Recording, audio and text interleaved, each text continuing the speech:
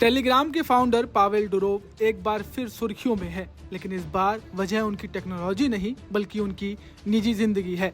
हाल ही में एक इंटरव्यू में उन्होंने चौंकाने वाला खुलासा किया कि उनके 100 से ज्यादा बच्चे हैं और वह सभी को अपनी अरबों की संपत्ति देने की योजना बना रहे हैं।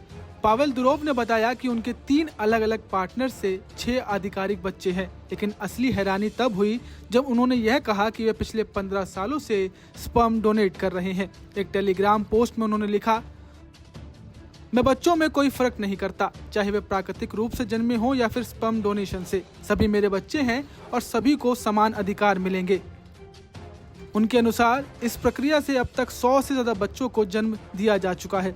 फोर्ब्स के अनुसार पावेल की कुल संपत्ति $13.9 बिलियन है, लेकिन उन्होंने यह भी स्पष्ट किया कि उनके बच्चे यह संपत्ति अभी नहीं बल्कि 30 साल बाद पाएंगे। मैंने अपनी वसीयत तैयार की है और तय किया है कि मेरे बच्चों को मेरी संपत्ति अगले 30 सालों के बाद ही मिलेगी। बता दें कि पावेल अभी सिर्फ 40 साल के हैं, लेकिन उन्होंने पहले ही अपनी वसीयत लिख दी है। इसका कारण भी उन्होंने बेहद स्पष्ट तरीके से बताया। आजादी की रक्षा करना आसान नहीं होता, इससे कई दुश्मन बन जाते हैं, खासकर शक्तिशाली देशों में। उनकी जिंदगी हमेशा जोखिम में रहती है और वह सिर्फ अपने बच्चों की ही नहीं, टेलीग्राम की स्वतंत्रता और गोपनीयता की भी सुरक्षा करना चाहते हैं। पावेल ने बताया कि 15 साल पहले उनके एक दोस्त ने उनसे मदद मांगी थी।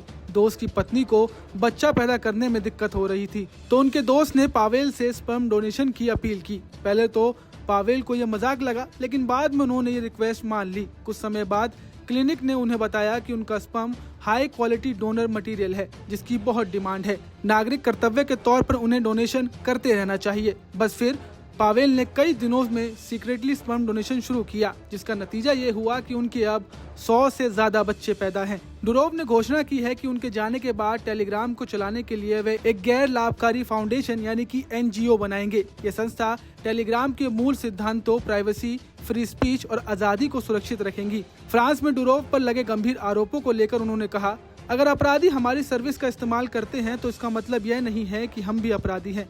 जैसे अपराधी अन्य सोशल मीडिया प्लेटफॉर्म्स का इस्तेमाल करते हैं, वैसे ही वे टेलीग्राम का भी उपयोग करते हैं। अब आप इस कहानी और डुरोव के इस स्पर्म डोनेशन को लेकर क्या कहेंगे, हमें कमेंट कर जरूर बताएं। नमस्कार, मैं हूं मानक गुप्ता। अगर आपको हमारा ये वीडियो पसंद आया हो तो इसे लाइक और शेयर जरूर करें, और हाँ, हमें सब्सक्राइब और फॉलो करना ना भूलें ताकि आप देश और दुनिया की कोई खबर मिस ना करें। तो जुड़े रहिए हमारे साथ और देखते रहिए News 24।